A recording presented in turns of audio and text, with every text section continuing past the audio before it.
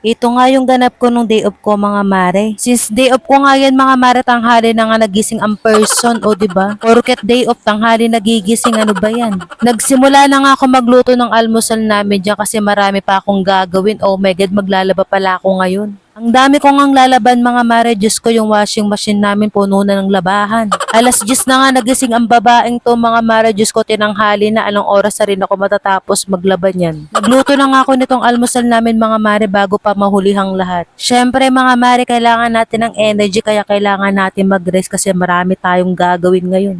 Napasarap ngayon tulog ko mga mare kaya tanghali na nga nagising ang babaeng to, akala ko kasi prinsesa ako, charot. Akala ko nga pa nag-day off ako is makakapagpahinga tayo, lalo pala tayong mapapagod, Diyos ko. Tuwing day off ko kasi mga maris, dun din ako naglalaba ng mga damit namin. Once a week nga lang din ako maglaba mga mare kaya natatambakan talaga tayo ng labahan, sobrang dami. So ayun na nga mga mare, after ko nga magluto ng almusal is magtitimpla nga ako nitong Milo na may gatas. Ito nga mga mare, tinitimpla ko tuwing umaga mga mare kasi ayoko na magkape. Pagkagising ko nga mga maris, diretso kagad ako luto tapos hindi na ako naghilamos. Tuwing umaga nga mga mare, diretso na nga ako dun sa kusina namin. Minsan nga hindi na nga ako nakakapaghilamos tapos nakakapagsuklay, makagawa lang ng mga gawaing bahay. So ayun na nga mga mare, konting mainit nga lang yung nilagay ko dito tapos nilagyan ko na ng malamig na tubig. Since mainit na nga dito sa amin mga mare at wala nang ang bagyo, ito na lang talaga yung ginawa ko sa Milo mga mare, nilagyan ko na lang ng tubig na malamig. Ito nga anak ko mga mare, tulog pa nga siya kaya ako lang muna yung nag-almusal ngayon. Tinabi ko nga muna yung almusal niya mga mare para mamaya pagising habang naglalaba ako, kakain na lang siya. After ko nga kumain dyan mga mare, diretso kagad ako dito sa lababo, pinagugas ko na nga yung mga pinagkainan ko. Hinugasan ko na nga to mga mare kasi mamaya after natin magugas is maglalaba na tayo. Ito nga yung a day of my life as a content creator, OMG. So after nyan mga mare, dumiretso na kagad ako dito sa mga labahan ko. Pinaghihiwalay ko na nga yung mga puti sa decolor.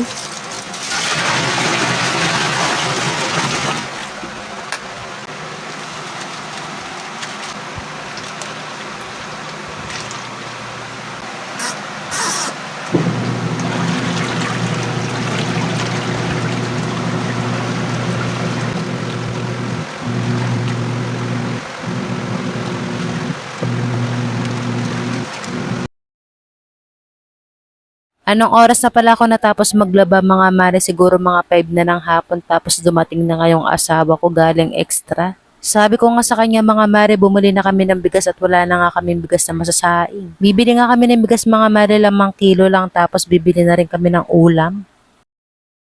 Itong tilapia na nga lang mga mare yung binili ko tapos ipiprito ko na lang din yan pag uwi sa bahay. Nagsimula na nga ako dyan magsaing mga mare at nagugutom na rin ako sa mga oras na yan. Tapos binalawan ko na nga itong mga tilapia natin, ano yan, labahan para banlawan. Charot.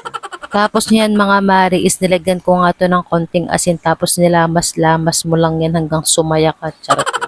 Nilinis ko na nga rin tong kawali natin mga mare kasi baka sabihin nyo na naman marumi na naman yung kawali. Wala na talagang ililinis yan. Yan na talaga yung pinakamalinis niyan.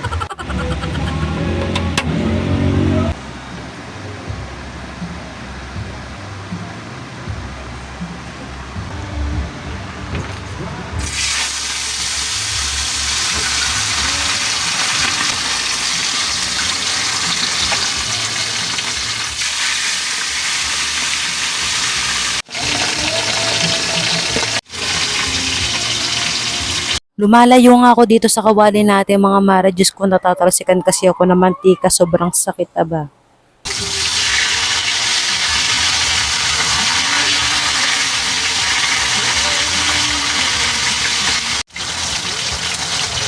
Luto na mga mare, kain tayo. Ang ganda ng pagkakaluto ng tilapia natin mga mare. O diba, perfect.